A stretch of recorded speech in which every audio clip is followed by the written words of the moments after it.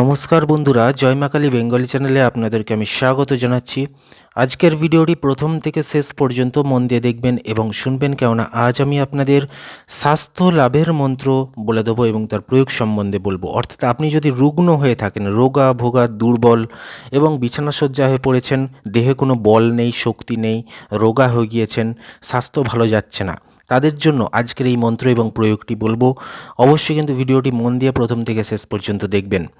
তো ভিডিও শুরু করার আগে বলে রাখি যে আজকের ভিডিওটি পুরোপুরি আধ্যাত্মিক বিষয়ের উপর ভিত্তি করে এবং লোকবিশ্বাস অনুযায়ী প্রাচীন তন্ত্রশাস্ত্র থেকে সংগৃহীত করা বিদ্যা। যারা বিজ্ঞানে বিশ্বাস করেন তারা দেখবেন না, কেননা বৈজ্ঞানিকভাবে প্রমাণিত নয়। যারা আধ্যাত্মিক বিষয়ের উপর বিশ্বাস করেন বা তন্ত্রমন্ত্র নিয়ে আলোচনা করতে ভালোবাসেন এবং ঈশ্বর বা ভগবানে বিশ্বাস রয়েছে, তারাই কিন্তু ভিডিওটা দেখবেন। চলুন শুরু করছি স্বাস্থ্য লাভের মন্ত্র। আপনাদের স্ক্রিনে মন্ত্রটি যাচ্ছে, দেখুন। মন্ত্রটি বলছে, রোগান শেষাং হংসি তুষ্টা রুষ্টা তু কামান সকলান ভিষ্টান তামাশ্রিতানাং ন বিপন্নরানাং তামাশ্রিতা হ্যাশ্রয়তাং প্রয়ান্তি। তো ছোট্ট একটা মন্ত্র, অবশ্যই মুখস্থ করে কিন্তু আপনারা প্রয়োগের দিকে যাবেন। প্রয়োগ কি বলছে?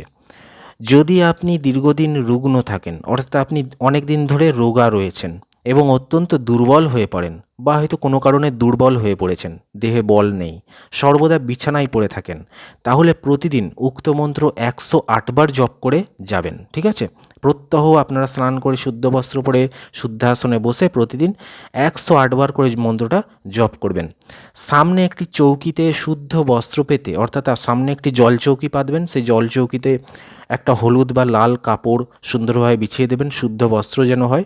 তার উপর শ্রী শ্রী দুর্গা মাতার চিত্র রাখবেন, অর্থাৎ যে দুর্গা দেবী, দুর্গা মাতা, তার চিত্র অর্থাৎ ফটো রাখবেন। রেখে ধূপ দ্বীপ জ্বালাবেন। ঠিক আছে? ধূপ দ্বীপ জ্বালাবেন, পুজো করবেন। এই প্রক্রিয়ার সাহায্যে 3 মাসের মধ্যে আপনার স্বাস্থ্যোদ্ধার হবে। এখানে বলা রয়েছে এই প্রক্রিয়া করলে 3 মাসের মধ্যেই কিন্তু আপনি স্বাস্থ্যোদ্ধার করতে পারবেন।